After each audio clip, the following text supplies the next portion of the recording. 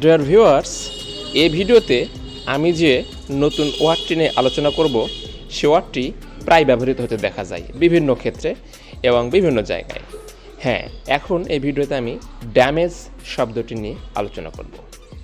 তো ভিউয়ার্স, ড্যামেজের শুরুতেই আমরা একটা ড্যামেজের ডেফিনেশনটা দেখে নিই। আসলে ড্যামেজ বলতে সাধারণত কী বোঝানো হয়। ড্যামেজের ডেফিনেশন হচ্ছে physical harm that impairs the value, usefulness or normal function of something, অর্থাৎ শারীরিক ক্ষতি যা কিছু মান উপযোগিতা বা স্বাভাবিক কাজকে ব্যাহত করে। এখন ড্যামেজের দুটো উদাহরণ দেখুন।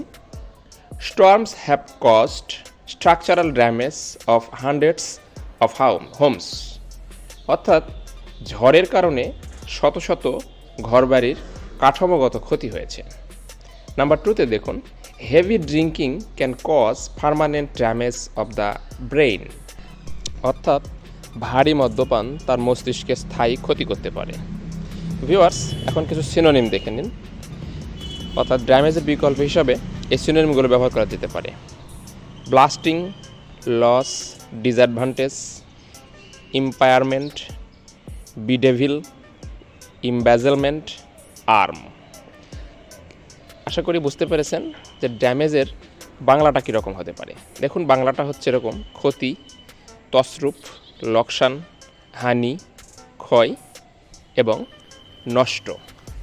ভিউয়ার্স, আপনার প্রয়োজন যে কোনো ওয়ার্ড জানতে কমেন্ট বক্সে উল্লেখ করুন, সে ওয়ার্ডটি নিয়ে আমরা বিস্তারিত আলোচনা করব। থ্যাঙ্কস।